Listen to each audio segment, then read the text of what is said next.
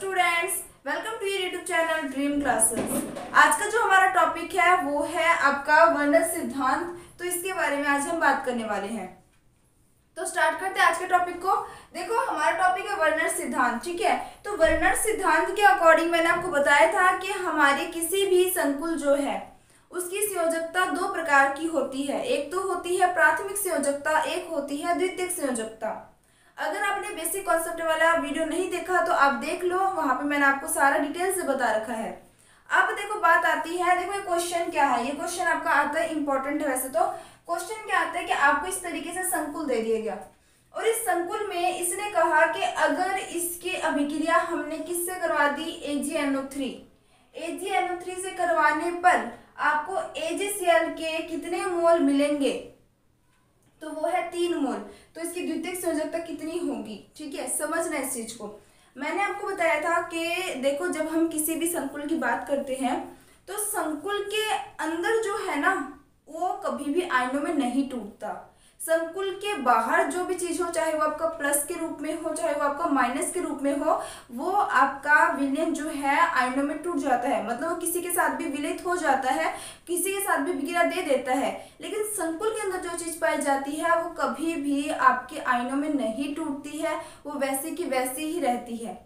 अब इस बात को समझना, इसने बोला है कि आपके पास ये संकुल है, ये पूरी की पूरी क्या है, आपके पास समन्वय मंडल बोलते हैं इसे। अपने इस कोष्ठक के अंदर जो होता है इसे अपने क्या बोलते हैं, समन्वय मंडल। ये पूरा का पूरा क्या है, आपका उपसंयोजक यौगिक है। आपको पता है इस कोष्ठक के अंदर जो चीज है वो आयनों में नहीं टूटेगा, लेकिन इस कोष्ठक के बाहर जो चीज है वो आपका आयनों में टूट जाता है और ये बहुत ही आसानी से बाहर निकल जाता है। अब इसने बोला है कि अगर AgNO3 मिलाया जाए तो AgCl के कितने मोल प्राप्त होंगे। अब मान लो ये आपके पास पूरा का पूरा जो यौगिक है, जो कंपाउंड है, इसकी अभिक्रिया आपने करवा दी AgNO3 के साथ। AgNO3 के साथ करवाने पर क्या होता है कि AgNO3 में Ag+ के रूप में होता है और यहाँ पे Cl- के रूप में है। तो ये Cl जो है वो तो आसानी से बाहर निकल जाता है। आसानी से बाहर निकलेगा तो ये 3 Cl बाहर निकलेंगे, 3 Ag के साथ अभिक्रिया कर लेंगे तो क्या बन जाएगा, 3 AgCl बन जाएगा। यानी इस वाले की अगर हम बात करें तो हमें AgCl के कितने मोल प्राप्त होते हैं, 3 मोल। क्योंकि इस कोष्ठक के बाहर 3 क्लोरीन बैठे हैं और ये तीनों के तीनों क्लोरीन जो है कोष्ठक के बाहर होने के कारण आसानी से बाहर निकल सकते हैं और Ag के साथ अभिक्रिया कर सकते हैं। अभिक्रिया करके Ag के कितने मोल आपको देंगे, 3 मोल देंगे। इस कारण से यहाँ पे लिखा गया है कि इसकी अभिक्रिया जब हम AgNO3 के साथ करवाएंगे तो AgCl के हमें 3 मोल मिलेंगे। बात समझ आई। अब ये तो हो गया कि हमें AgCl के 3 मोल मिल गए, तो फिर इसकी द्वितीयक संयोजकता कितनी होती है।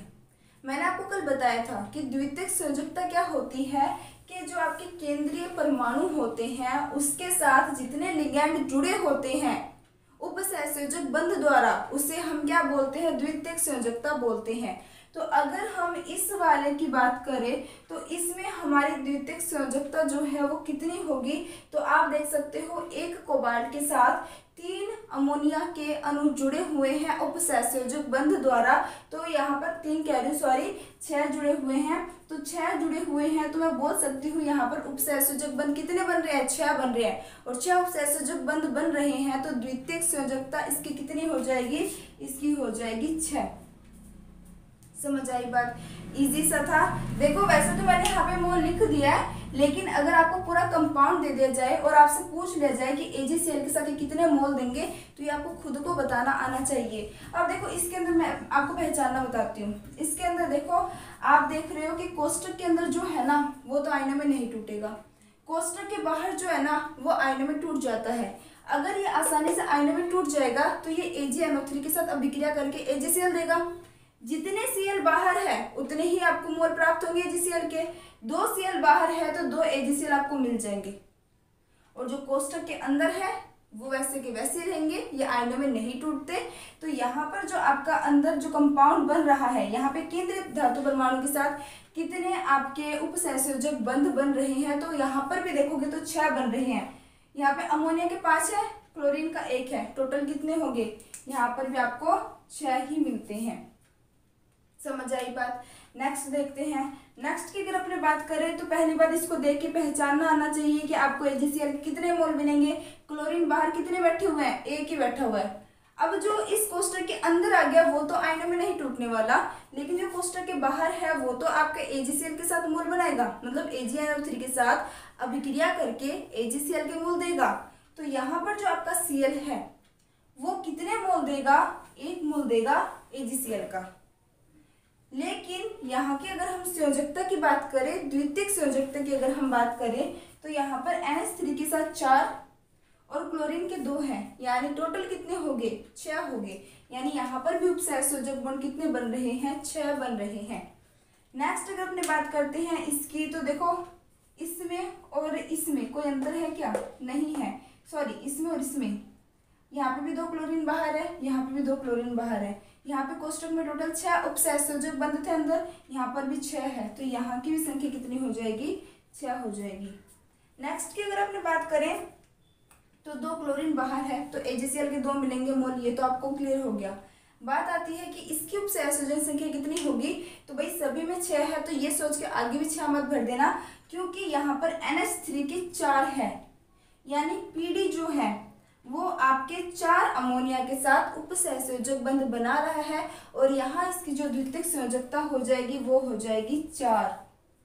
क्लियर बात। सबसे लास्ट वाले की अगर अपने बात करें तो यहाँ पर देखो ब्रैकेट के बाहर कोई आयन है क्या, नहीं है। जब ब्रैकेट के बाहर कुछ है ही नहीं तो क्या ये AgNO3 के साथ अभिक्रिया करके AgCl देगा, नहीं देगा। यही वर्नर सिद्धांत है, क्योंकि कोष्टक के बाहर जब कुछ है ही नहीं तो वो कैसे आयनों में टूटेगा। कोष्टक के अंदर वाले तो आयनों में नहीं टूटते, इसके बारे में तो हम पहले डिस्कस कर चुके हैं। तो यहाँ पर आप देखोगे तो AgCl के कितने मोल मिलेंगे, 0 मोल, यानी 1 भी मोल आपको नहीं मिलेंगे, क्योंकि कोष्टक के बाहर 1 भी मोल नहीं है। उसके बाद जो सेकंड बात आती है कि यहाँ पर जो PT है वो आपके कितने उपसहसंयोजक बंधों के साथ जुड़ा हुआ है, अन्य धातु परमाणुओं के साथ उदासीन या ऋणायन हो सकते हैं। तो यहाँ पे 2 अमोनिया है, 2 क्लोरीन है, टोटल कितने हो गए, तो ये हो गए 4। देखो है तो सेम वही 6 6 4 4, लेकिन ये चीज भी वही पेपर में पूछ लेते हैं। ये आपको समझा मैंने दिया है, पहले भले लिख दिया था लेकिन समझा दिया है ये आता कैसे है। तो वो आपसे ये भी पूछ सकता है, ये भी पूछ सकता है, तो आप बिना हिचकिचाए इसको बहुत आसानी से कर सकते हो। आपको पहचानना आना चाहिए कि कोष्टक के अंदर कितने हैं, कोष्टक के बाहर कितने हैं। जितने कोष्टक के अंदर होंगे, जितने आपके उपसहसंयोजक बंध बनेंगे वो हो जाएगी उसकी द्वितीयक संयोजकता। जितने कोष्टक के बाहर होंगे वो उतने ही आयनों में टूट के मोल देंगे, वो हो जाएंगे आपके मोलों की संख्या। क्लियर बात। तो इसका स्क्रीनशॉट ले लो, फिर हम बात करेंगे नेक्स्ट टॉपिक के बारे में। अब हम बात करेंगे उपसहसंयोजक यौगिकों के प्रकार के बारे में। तो देखना यहाँ पर किस तरीके से है। उपसहसंयोजक यौगिक जो है वो आपकी 4 प्रकार की होती है, मतलब 4 प्रकार के आपके उपसहसंयोजक यौगिक बनते हैं। कौन कौन से हैं? एक तो होता है आपका सरल धनायन व संकुल ऋणायन। अब आप इसमें देख सकते हो कि जो आपका पोटेशियम है यहाँ पर, ये आपका संकुल के बाहर है, संकुल के बाहर है, यानी आप जब इसको आयनों में तोड़ना चाहोगे तो ये इजीली बाहर निकल जाएगा। मतलब सरल रूप से ये क्या है, धनायन बना रहा है, और जो हमारा संकुल है वो ऋणायन बना रहा है। देखो एक चीज तो आपको पता होगी कि जब हम कोई भी कंपाउंड लिखते हैं तो कंपाउंड के अंदर हम धनायन को पहले लिखते हैं और ऋणायन को बाद में लिखते हैं। आपने जब भी कोई फॉर्मूला पढ़ा होगा, फॉर एग्जांपल समझो यहाँ पर मान लो आपने लिखा NaCl, ठीक है। अब इस NaCl में क्या होता है, Na प्लस होता है, Cl माइनस होता है। आपने लिख दिया OF2। अब इसमें OF2 के अंदर ऑक्सीजन यहाँ पर क्या करता है, प्लस, और फ्लोरीन माइनस का काम करता है। आप HCl ले लो, HBr ले लो, मतलब कोई भी कंपाउंड ले लो। कंपाउंड जब हम कभी लिखते हैं तो आपको ध्यान होगा हमेशा धनायन को पहले लिखा जाता है और ऋणायन को बाद में लिखा जाता है, ठीक है। अब आप यहाँ पे देखोगे कि यहाँ पर जो आपका पहले लिखा हुआ है वो आपका धनायन है। पोटेशियम प्लस चार्ज में टूटता है, आपको पता है। तो ये जो धनायन है ये क्या है, सरल रूप में है। संकुल के अंदर होता तो अब तब हम इसे सरल नहीं बोलते, ये संकुल के बाहर है इसलिए हमने इसे क्या बोला, सरल धनायन। और धनायन के बाद हम क्या लिखते हैं, ऋणायन लिखते हैं। और धनायन के बाद में जो हमारा ऋणायन है वो किस फॉर्म में है, संकुल के फॉर्म में है, यानी संकुल के अंदर है। तो यहाँ पर ये होता है हमारा सरल धनायन, ये होता है हमारा संकुल ऋणायन। हमेशा याद रख लेना, धनायन पहले लिखा जाएगा, ऋणायन बाद में लिखा जाएगा। और देख के आपको पहचान जाना है कि धनायन पहले लिखा जाएगा तो सामने वाला क्या है, साधारण रूप से लिखा हुआ है, तो इस कारण इसे सरल धनायन बोला जाएगा। और ये आपका बाद में लिखा हुआ है, इस कारण इसे क्या बोला जाएगा, संकुल ऋणायन बोला जाएगा। सेकंड कंडीशन में क्या होता है कि अब देखो मैंने क्या कहा, धनायन पहले लिखा जाता है, ऋणायन बाद में लिखा जाता है ना। तो यहाँ पर अगर हम देखें तो ये आपके संकुल की फॉर्म में है, संकुल की फॉर्म में है, तो इसलिए से अपने क्या बोलेंगे, संकुल धनायन। और जो ऋणायन है वो संकुल के बाहर है, यानी सरल रूप में है। यानी जब हम इसको आयनित करना चाहेंगे, यानी किसी के साथ इसका विलयन या सॉल्यूशन तैयार करना चाहेंगे, तो ये आसानी से आयनों में टूट के बाहर निकल जाएगा। इस कारण इसे क्या बोला जाता है, सरल ऋणायन। धनायन पहले होता है, ऋणायन बाद में होता है। वो आपको पहचानना है कि संकुल पहले है या फिर संकुल बाद में है। संकुल पहले होगा तो वो आपका संकुल धनायन कहलाएगा और ऋणायन हमारा उस टाइम सरल होगा। और संकुल बाद में होगा तो पहले जो होगा वो हमारा सरल धनायन कहलाएगा और संकुल ऋणायन कहलाएगा। कई बार क्या होता है कि आपके दो संकुल एक साथ जुड़े होते हैं। जब दोनों संकुल एक साथ होंगे तो उस टाइम क्या होता है, यहाँ पे कोई मिस्टेक हो गया मेरे से, यहाँ पे आपका आएगा CO, यहाँ पे आएगा आपका CO, ठीक है।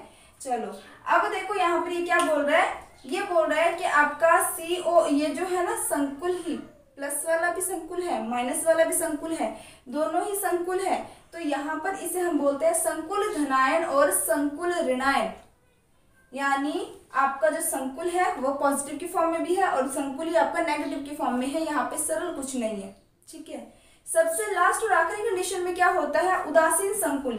यानी जब संकुल अकेला होगा तो उस टाइम उस पर कोई चार्ज नहीं होगा, उस पर आवेश होता है आपका 0। आवेश कितना होता है आपका, 0। आवेश 0 होगा तो इस कारण से इसे हम क्या बोलते हैं, उदासीन संकुल बोलते हैं। आई थिंक समझ आ गया होगा। 4 प्रकार है, बहुत ही इजी प्रकार है। सरल धनायन, संकुल ऋणायन। आपने हमेशा एक बात माइंड में फिट कर लेनी है कि पॉजिटिव को हमेशा पहले लिखा जाता है, नेगेटिव को हमेशा बाद में लिखा जाता है। और उस हिसाब से आपको देखना है कि संकुल पहले है या बाद में है। अगर संकुल पहले है तो वो आपका संकुल धनायन कहलाएगा, और अगर वही संकुल बाद में है तो आपका संकुल ऋणायन कहलाएगा। और अगर धनायन ऋणायन दोनों ही संकुल है तो संकुल धनायन और संकुल ऋणायन कहलाएगा। और उदासीन वाला तो है ही, उदासीन अकेला पड़ा, इसके साथ कुछ भी नहीं जुड़ा। अब अपने बात करते हैं कि किसी भी हम कंपाउंड की बात करते हैं, किसी भी उपसहसंयोजक यौगिक की बात करते हैं, तो उसमें हम किन किन चीजों की स्टडी करते हैं। देखो ये जो आपका सबसे पहले दिख रहा है, चाहे ये पॉजिटिव हो चाहे आपका नेगेटिव हो, ये आयनिक मंडल है, क्योंकि ये आयन के रूप में होता है। पॉजिटिव नेगेटिव से मतलब नहीं है, आयन से मतलब है। अब उसके बाद नेक्स्ट अगर अपने बात करते हैं तो आपको पता है ये जो हमारा ये कोष्टक है, इस कोष्टक के अंदर जो आपका Fe पाया जाता है इसे हम बोलते हैं केंद्रीय धातु या परमाणु, है ना। नेक्स्ट अगर अपने बात करते हैं केंद्रीय धातु के साथ जो जुड़े होते हैं, जो अपने इलेक्ट्रॉन जो है देते हैं, उन्हें हम बोलते हैं लिगैंड। अब लिगैंडों के पैर में जो संख्या होती है ना, इसी को हम क्या बोलते हैं, उपसहसंयोजन संख्या बोलते हैं। क्लियर बात। अब देखो ये जो कोष्टक जो आपको पूरा दिखाई दे रहा है ना इस तरीके से, इस पूरे को अपने क्या बोलते हैं, समन्वय मंडल। क्या बोलते हैं सबने, समन्वय मंडल। ये तो था भाई आपको उपसहसंयोजक यौगिक के अंदर किसको क्या बोला जाता है, उनका नाम। अब हम बात करेंगे केंद्रीय आयन या लिगैंड, इसकी डेफिनेशन क्या है। अगर आपसे पूछ लिया जाए कि केंद्रीय आयन या लिगैंड को परिभाषित कीजिए तो उसकी परिभाषा क्या होगी। देखो केंद्रीय आयन क्या होता है, वह उदासीन अणु या वह धनायन जो एकाकी इलेक्ट्रॉन युग्म को ग्रहण करता है उसे हम केंद्रीय आयन बोलते हैं। और लिगैंड क्या होता है, वह उदासीन अणु या ऋणायन जो एकाकी इलेक्ट्रॉन युग्म को केंद्रीय धातु को देते हैं उसे हम लिगैंड बोलते हैं। अब इसकी भाषा देखते हैं भाई। धनायन या उदासीन धातु परमाणु जिससे 2 या 2 से अधिक उदासीन अणु या ऋणायन उपसहसंयोजक बंध से बंधित होते हैं उसे हम केंद्रीय आयन कहते हैं। ये लाइन लिख लेना, इसे हम केंद्रीय आयन कहते हैं। नेक्स्ट अपने बात करते हैं लिगैंड के बारे में। तो लिगैंड का होगा एकाकी इलेक्ट्रॉन युग्म युक्त उदासीन अणु या आयन जो एकाकी इलेक्ट्रॉन युग्म त्याग कर उपसहसंयोजक बंध बनाते हैं। देखो दोनों में क्या फर्क है, ये ग्रहण करता है और ये त्यागता है। जो ग्रहण करने वाला होता है वो केंद्रीय परमाणु या धातु होता है, और त्यागने वाला आपका लिगैंड होता है। तो इसे अपने क्या कहते हैं, लिगैंड कहते हैं। तो आप जल्दी से इसका स्क्रीनशॉट ले लो। फिर उसके बाद हम पढ़ेंगे लिगैंडों के प्रकार। लिगैंडों के भी प्रकार आते हैं, जैसे एक दंतुक लिगैंड, द्विदंतुक लिगैंड, बहुदंतुक लिगैंड। ये जो है लिगैंडों के प्रकार हैं, तो इसके बारे में भी हम पढ़ने वाले हैं। तो आप जल्दी से इसका स्क्रीनशॉट ले लो। अब हम बात करेंगे लिगैंडों के प्रकार के बारे में। तो जैसे कि मैंने आपको कहा था, लिगैंड कई प्रकार के होते हैं, जैसे एक दंतुक, द्विदंतुक, बहुदंतुक, उभयदंतुक। तो सबसे पहले हम बात करते हैं एक दंतुक लिगैंड के बारे में। देखो, एक दंतुक लिगैंड किसे कहते हैं? जब कोई भी लिगैंड सिर्फ एक ही परमाणु से उपसहसंयोजक बंध बनाता हो, उसे हम कहते हैं एक दंतुक लिगैंड। जैसे मान लो आपके पास अमोनिया है, अमोनिया के अंदर नाइट्रोजन, पूरे अमोनिया में सिर्फ और सिर्फ केवल नाइट्रोजन ही क्या करता है, अपने एकाकी इलेक्ट्रॉन युग्म को देता है केंद्रीय परमाणु को। हाइड्रोजन का तो कोई रोल नहीं होता। कहने का मतलब है एक दंतुक लिगैंड वे लिगैंड होते हैं जिसमें केवल एक परमाणु ही अपने इलेक्ट्रॉन देते हैं पूरे यौगिक के अंदर। ठीक है, जैसे मान लो, इसको एग्जाम्पल के साथ हम अच्छे से समझेंगे, कंफ्यूज नहीं होना आपने। जैसे मान लो यहाँ पर क्या होता है, मैं यहाँ पे समझा देती हूँ। ठीक है, अभी यहाँ पे मैं लिख देती हूँ CONH3 की 6, मैं लिख दिया CONH3 की 6। ठीक है, तो यहाँ पर क्या होता है कि जो आपका कोबाल्ट होता है, यहाँ पे कोबाल्ट है, वो आपको छोटा लिखना है। कोबाल्ट है, यहाँ पर कोबाल्ट को ये जो NH3 होता है वो अपना एकाकी इलेक्ट्रॉन युग्म देता है। अब इस NH3 में ना सिर्फ और सिर्फ नाइट्रोजन दे रहा है अपने एकाकी इलेक्ट्रॉन युग्म को। दूसरे जो 3 हाइड्रोजन बैठे हुए हैं वो बिल्कुल रोल नहीं निभा रहे उपसहसंयोजक बंध बनाने में। समझ आ रही है बात? ऐसी अगर मैं एक और अमोनिया की बात करूं तो इसमें सिर्फ एक नाइट्रोजन ही अपने एकाकी इलेक्ट्रॉन युग्म को दे रहा है।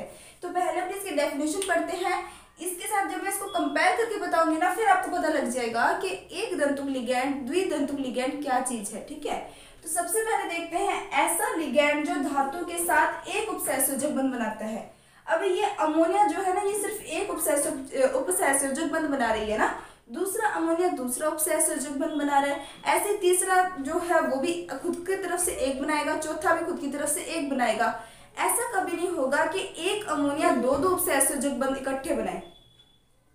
जहां एक परमाणु जो होता है वो एक उपसहसंयोजक बंध बनाता है, उसे हम क्या बोलते हैं? उसे हम बोलते हैं एक दंतुक लिगैंड।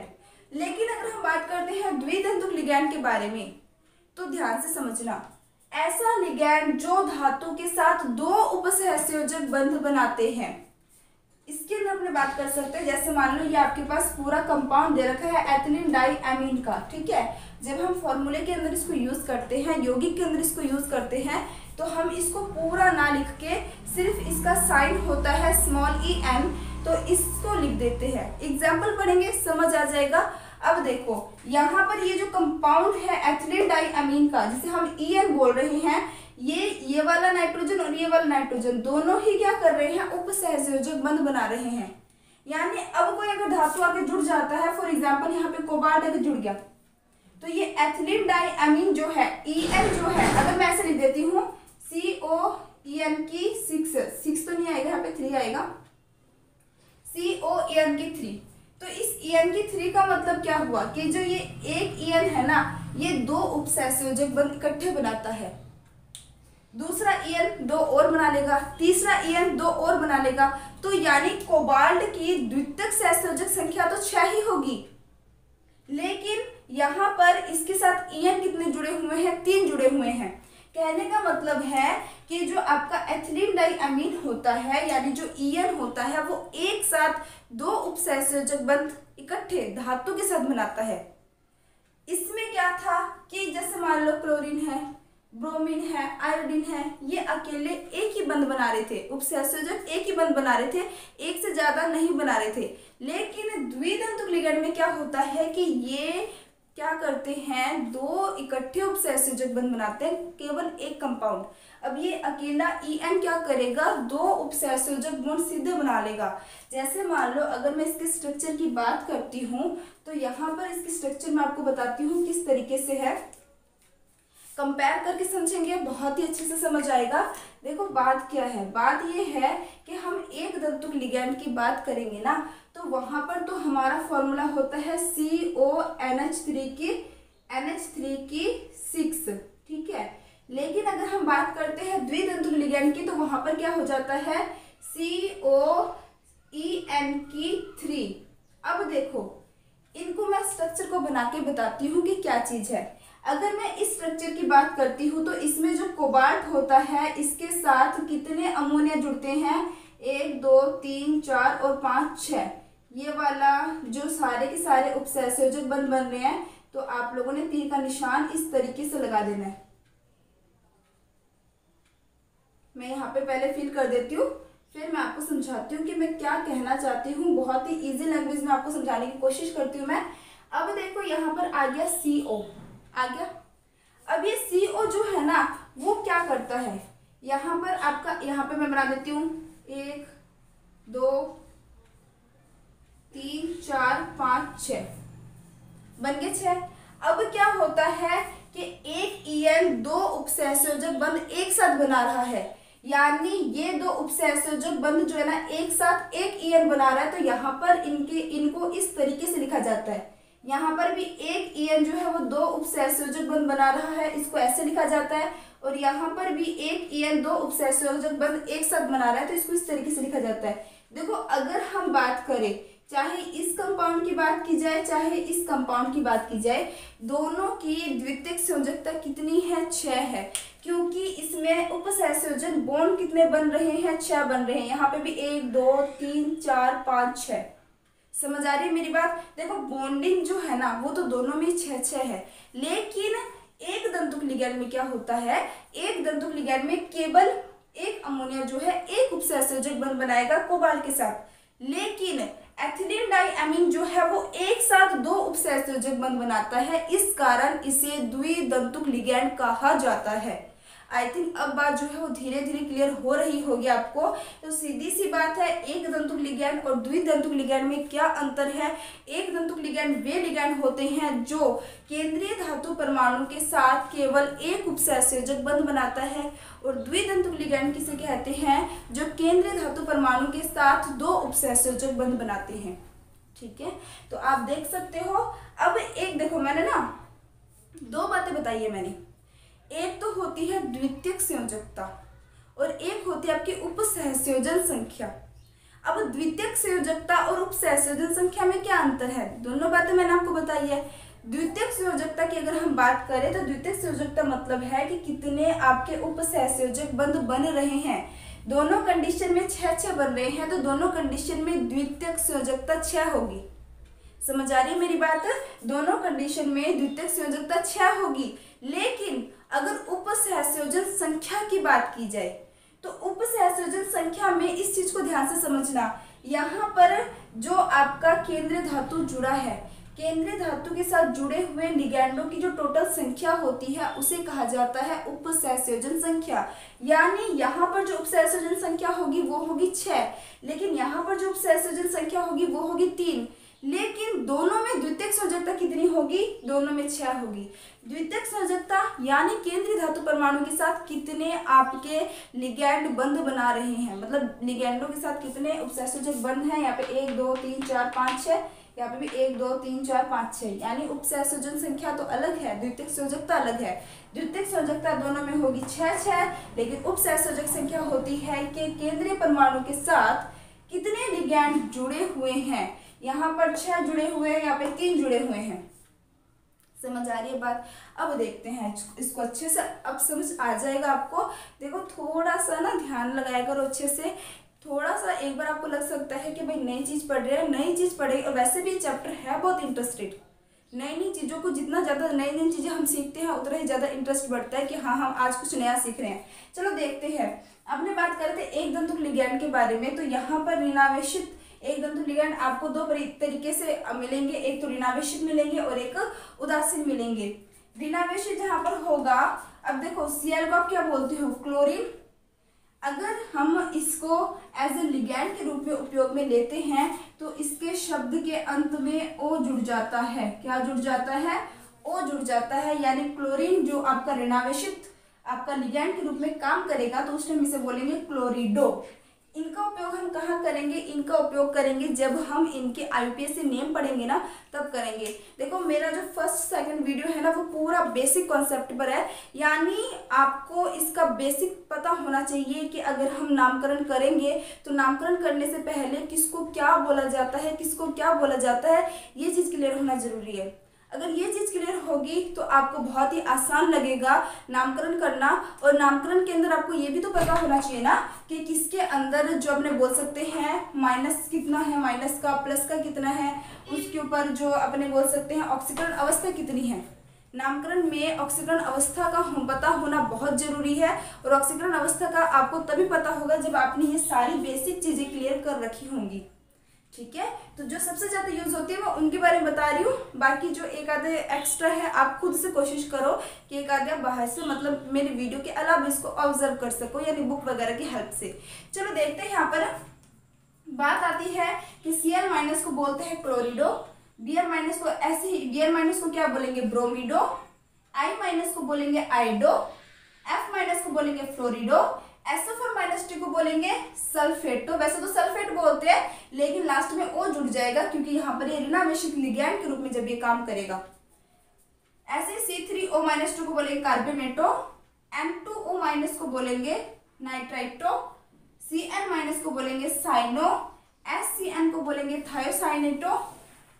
अब यहाँ पे ये जो सारे हैं ना, ये सारे उदासीन हैं। उदासीन का मतलब है जो एमीन है, एमीन के ऊपर कोई चार्ज नहीं है। मतलब जब हम इसका ऑक्सीडेशन नंबर निकालेंगे, जैसे मान लो इसका ऑक्सीडेशन नंबर निकालना है आपको, ठीक है, तो इसका ऑक्सीडेशन नंबर आप कैसे निकालोगे? आपको कोबाल्ट का मान ज्ञात करना है। मैं इसको ना यहाँ पे लिख देती हूँ, ठीक है। आपको कोबाल्ट का मान ज्ञात करना है, आपने X रख दिया। अब आपको इसका मान पता होना जरूरी है।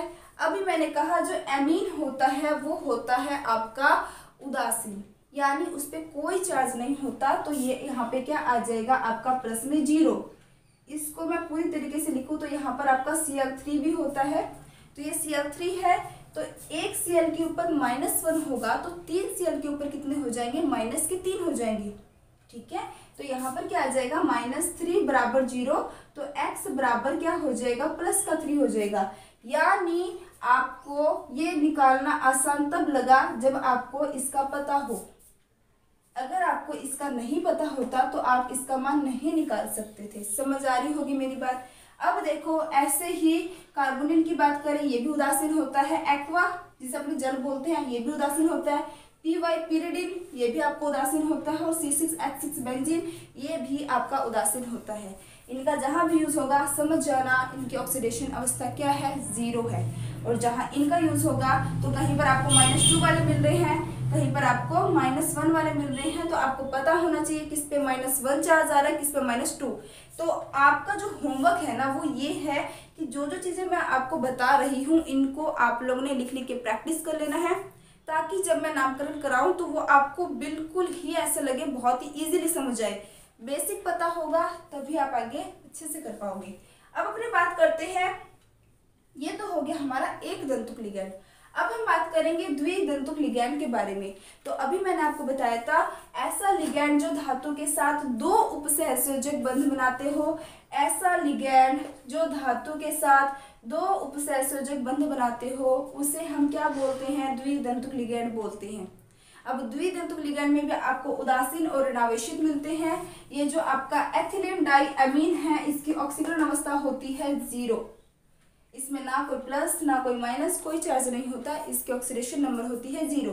अब ऑक्सीडेशन नंबर 0 है तो यहाँ पर भी आप इसको निकाल सकते हो। यहाँ पर आप अगर Cl3 लगा देते हो तो भी मान सेम निकल जाएगा। ठीक है, अब बात आती है कि भाई एथिलीन डाइअमीन का फॉर्मूला क्या है। देखो नाम क्या है? एथिलीन डाइअमीन।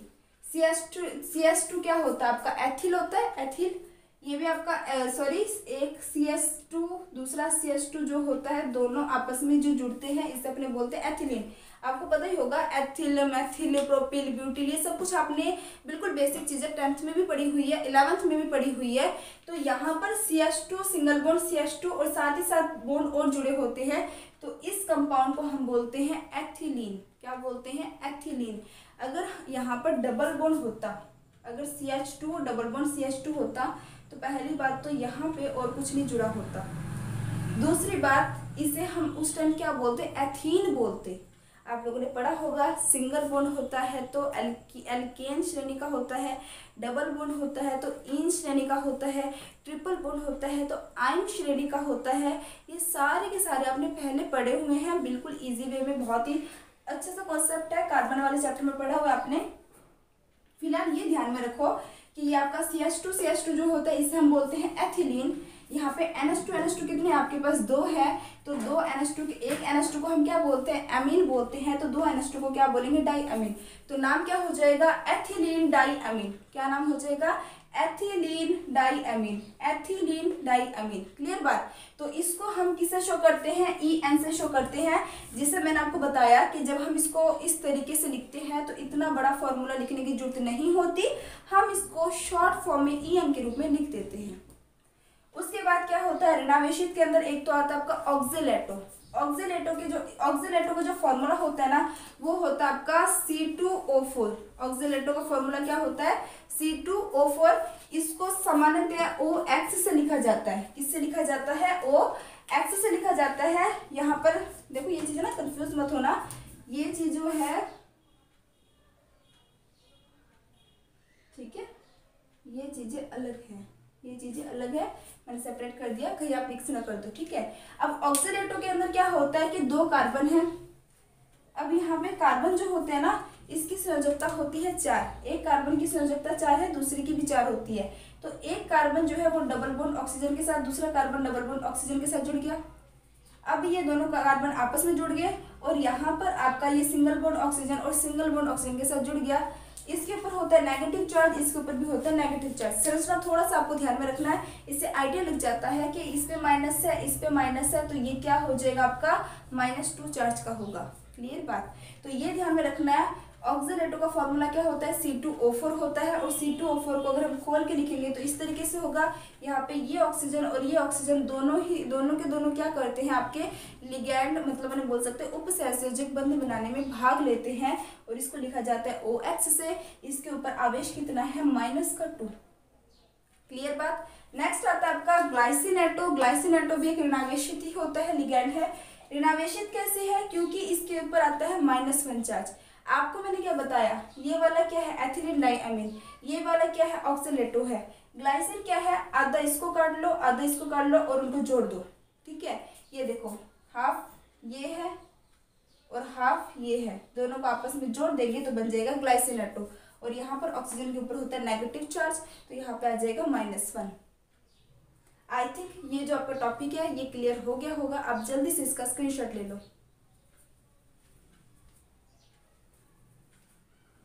अब हम बात करेंगे बहुदंतुक लिगैंड के बारे में और उभयदंतुक लिगैंड के बारे में। देखो, बहुदंतुक लिगैंड नाम से क्या पता चल रहा है कि जब 2 से भी अधिक लिगैंड अगर किसी एक यौगिक द्वारा बने तो उसे अपने क्या बोलते हैं, लिगैंड। मेरे कहने का मतलब है कि मान लो कोई आपके पास कोई भी परमाणु है, अब जब वो परमाणु आपका 2 से अधिक उपसहसंयोजक बंध एक साथ बनाएगा तो उसे हम क्या बोलेंगे, बहुदंतुक लिगैंड बोलेंगे। इसके अंदर आपके चतुर, पंच, षट, सप्त सभी प्रकार के लिगैंड आ जाते हैं, ठीक है। तो इसकी डेफिनेशन देखना, ऐसा लिगैंड जो धातु के साथ 2 से अधिक उपसहसंयोजक बंध बनाता है। और इसका एग्जाम्पल हो जाएगा EDTA। EDTA क्या है, एथिलीन डाइअमीन टेट्रा एसीटेटो, एथिलीन डाइअमीन टेट्रा एसीटेटो। और इसके ऊपर आवेश होता है -4। तो देखते हैं इसके स्ट्रक्चर को। अब इसने क्या बोला है, एथिलीन बोला है, ये मिल गया आपको एथिलीन। उसके बाद इसने बोला है डाइअमीन। डाइअमीन का मतलब क्या होता है, देखो डाइअमीन, जो अमीन ये होता है ना, अगर मैंने यहाँ पे 2 हाइड्रोजन हटा दिए और 2 बॉन्ड इस तरीके से निकाल दिए तो भी ये अमीन ही होगा, क्योंकि इस टाइम जो ये आपका नाइट्रोजन है ये 2 हाइड्रोजन की जगह ये बॉन्ड बना रहा है, ठीक है। आप इस तरीके से याद रख सकते हो। तो ये तो हो गया एथिलीन, ये हो गया आपका डाइअमीन। अब इसमें बोला है टेट्रा एसीटेटो, और एसीटेटो का फॉर्मूला आपको पता होगा, CH3COO- को एसीटेटो कहा जाता है। यहाँ पर CH3CO- कितने हैं, तो 1 2 3 4 के लिए हम क्या यूज करते हैं, टेट्रा। तो ये हो जाएगा टेट्रा एसीटेटो। अब इसमें देखो, कितने आपके लिगैंड बन रहे हैं। ये नाइट्रोजन भी अपना एकाकी इलेक्ट्रॉन युग्म देके उपसहसयोजक बंध बना सकता है, ये भी बना सकता है, 2 हो गए। ये ऑक्सीजन भी बना सकता है, ये वाला ऑक्सीजन बना सकता है, ये वाला ऑक्सीजन बना सकता है और ये वाला ऑक्सीजन भी बना सकता है। तो टोटल कितने हो गए, ऑक्सीजन तो 4 हो गए, 2 नाइट्रोजन हो गए, तो 6 ये आपके क्या कर सकता है, उपसहसयोजक बंध बना सकता है। तो ये एग्जाम्पल किसका है, षट्दंतुक लिगैंड का है। क्लियर बात। तो यहाँ तक आपको समझ आ गया होगा। इसके बाद हम बात करते हैं उभयतंतुक लिगैंड के बारे में। तो उभयतंतुक लिगैंड किसे कहते हैं, जब एक आपका जो परमाणु है जिसका आप लिगैंड ले रहे हो वो 2 से अधिक जो है प्रकार से उपसहसयोजक बंध बना सकता है, तो उसे हम बोलते हैं उभयतंतुक। जैसे मान लो यहाँ पर आपके पास क्या है, NO2 है। अब ये NO2 जिस धातु के साथ जुड़ा हुआ है ना, उस धातु में नाइट्रोजन भी अपने एकाकी इलेक्ट्रॉन युग्म देकर उपसहसयोजक बंध बना सकता है, या फिर ये ऑक्सीजन भी देकर उपसहसयोजक बंध बना सकता है तो NO2। अब NO2 को चाहे आप NO2 लिखो चाहे ONO लिखो, है तो ये एक ही बात। किसी कंडीशन में हो सकता है धातु के साथ नाइट्रोजन बने, कई कंडीशनों में हो सकता है उपसहसयोजक बंध ऑक्सीजन के साथ बने। तो एक ही फॉर्मूले को 2 तरीके से उपयोग में लिया जा सकता है, 2 तरीके से उपसहसयोजक बंध बना सकता है। इस कारण से इसे उभयतंतुक लिगैंड कहा जाता है। यहाँ पर दाता परमाणु नाइट्रोजन है, यहाँ पर दाता परमाणु ऑक्सीजन है। देखो इसकी डेफिनेशन क्या है, ऐसा लिगैंड जिसमें 2 से अधिक परमाणु हो, 2 से अधिक परमाणु 2 से अधिक होने चाहिए। दूसरी बात, जो परिस्थिति के अनुसार धातु के साथ उपसहसयोजक बंध बनाता हो, परिस्थिति के अनुसार बंध बनाइए, ठीक है। तो यहाँ पर कई बार परिस्थिति नाइट्रोजन के साथ बंध बनाने वाली पड़ सकती है, तो कई बार परिस्थिति ऑक्सीजन के साथ बंध बनाने वाली हो सकती है। इसे तो हम बोलते हैं नाइट्रो, इसे हम बोलते हैं नाइट्राइट्रो, इसे नाइट्रो, इसे नाइट्राइट्रो। क्लियर बात। अब नेक्स्ट अगर अपने बात करें तो Cl जो होता है, यहाँ पर कार्बन भी अपना उपसहसयोजक बंध बना सकता है, कार्बन भी धातु के साथ उपसहसयोजक बंध बना सकता है। Cl को तो हम बोलते हैं साइनो, और यहाँ दाता परमाणु क्या है, कार्बन है। लेकिन इसी को हम दूसरे तरीके से लिख सकते हैं, वो होता है Nc, और Nc के अंदर नाइट्रोजन आपका उपसहसयोजक बंध बनाता है, इसे हम बोलते हैं आइसोसाइनो, और आइसोसाइनो के अंदर दाता परमाणु क्या है आपका, नाइट्रोजन। क्लियर बात। नेक्स्ट अपने बात करते हैं SCN। SCN के अंदर जब हमने बात करते हैं थायोसाइनेटो के बारे में, तो उस टाइम आपका सल्फर होता है, उपसहसयोजक बंध बनाता है। और अगर हम बात करते हैं आइसोथायोसाइनेटो के बारे में, तो वहां पर आपका नाइट्रोजन आ जाता है। देखो आइसो जहां पर आ रहा है ना, वहां पर नाइट्रोजन पहले है, बाकी बाद में है। इस तरीके से आप याद रख सकते हो। तो बहुतंतुक लिगैंड और उभयतंतुक लिगैंड जो है आपको समझ आ गया होगा। बहुतंतुक लिगैंड जिसमें आपका कोई भी यौगिक जो है वो आपके एक साथ कई सारे उपसहसयोजक बंध बना सकते हैं। अकेला ही एक साथ कई सारे उपसहसयोजक बंध बनाएगा तो उसे हम बोलेंगे बहुतंतुक लिगैंड। और उभयतंतुक लिगैंड यानी आपके 2 से अधिक या 1 से अधिक परमाणु जब जुड़े होते हैं और परिस्थिति के अनुसार कोई सा भी आके उपसहसयोजक बंध बना सकता है, उसे हम बोलते हैं उभयतंतुक लिगैंड। तो अब जल्दी से इसका स्क्रीनशॉट ले लो। ले लिया होगा आपने स्क्रीनशॉट। तो आई थिंक आज का जो टॉपिक है वो आपके बहुत अच्छे से क्लियर हो गए होंगे। अब हमारी जो नेक्स्ट वीडियो होगी वो मोस्ट इंपॉर्टेंट वीडियो होगी, क्योंकि उसमें हम IUPAC नाम जो है वो पढ़ने वाले हैं और बहुत ही अच्छे से आपको समझ आ जाएगा वो। तो इसी तरीके से आप लोग हंसते रहिए, मुस्कुराते रहिए और अपने 12th की स्टडी को कंटिन्यू रखिए। और all the best, take care, bye bye.